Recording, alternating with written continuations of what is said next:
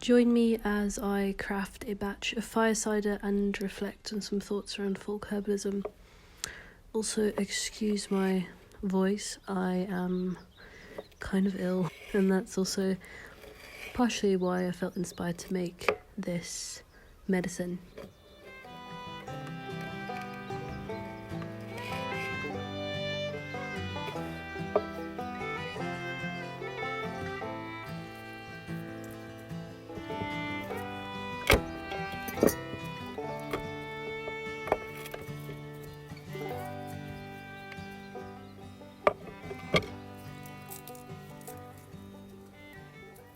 Fire cider is a versatile immune-supporting medicine made up of various different herbs. So basically it is just apple cider vinegar, raw apple cider vinegar, with added like warming, antiviral and circulation boosting herbs. And yeah, you leave it for like 2 to 4 weeks and then you strain out the herbs, and you can use it as you would use a vinegar in cooking, or you can just take a spoon of it like every day as a preventative. But also when you're sick you can have quite a lot of it, and it should help with your recovery.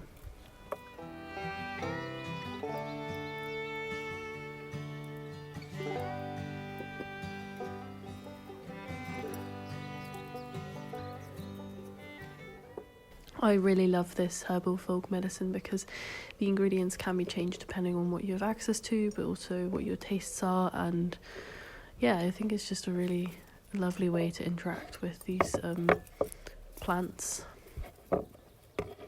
So for this particular batch I used quite a lot of ginger and garlic and turmeric, which stimulate the body's defense against viruses, and ginger also helps a lot with nausea. Then I added maybe a little bit too much chili peppers, which boost circulation and just generally help increase the other herbs' efficiency in the fire cider. I also found some leftover sea buckthorn berries in my freezer. And sea buckthorn berries, they're really good for lots of things, like coughs or flus, but also help boost circulation too. And then I added like cardamom, star anise, bay leaves, rosemary and cloves, which all have anti-inflammatory properties. And I think cardamom's quite good for the digestive system particularly. Then I added some orange juice. I'm not exactly sure why, but I think I'm just kind of curious as to how it would affect the taste of this. And I also wanted a floral taste added to this, and I guess the bay leaves might add that, as well as the elderflowers that I added. And elder is a generally well-known folk remedy for colds and flus, so I also added some dried elder berries that I collected last year. So yeah, I put a lot of stuff in here, and you really don't have to do that. I just wanted to experiment with what I've got, really.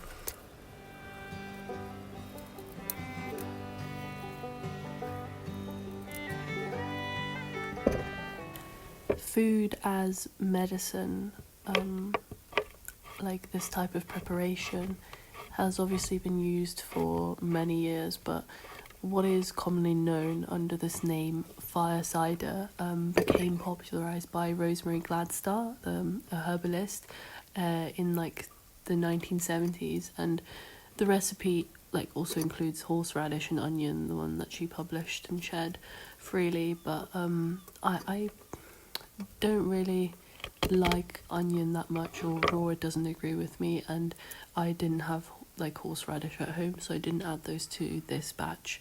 But yeah, in 2012 a company trademarked this name, fire cider, right? So what used to be a freely accessible recipe based on traditional folk medicine really was now owned by this company. And it obviously didn't stop people from making fire cider or consuming fire cider, but it did mean that small localised herbal businesses were also not able to sell fire cider just by this popularised name, or this name that people knew it as and under. So then this campaign was started called Free Fire Cider, and they were able to actually fight the trademarking of fire cider, and in 2019 it became a generic trademark, meaning now it can't be trademarked anymore, and it's just a generic thing, like aspirin, for example. So I think herbal medicine in a social and political context actually means considering surrounding circumstances of like health inequalities. For example, this could include addressing root causes of like health inequality through sharing and actually fighting for the access to free herbal remedy resources, such as this fire cider recipe. And I guess like it didn't stop the access to this recipe, but it did stop small herbalists from sharing their work and being able to sell it under this name.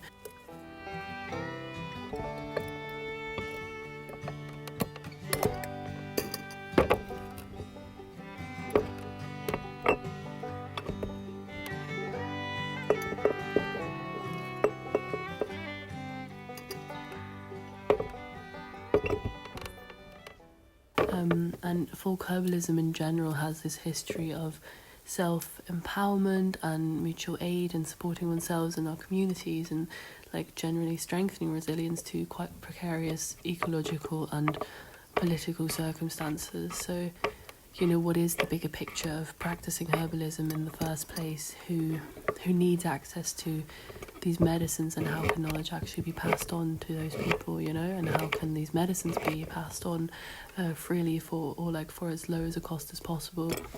And I suppose these are just some thoughts that are floating around in my mind, and I wanted to share them as I make this fire cider. And yeah, it is up to us to grow these networks of resilience and these networks of care.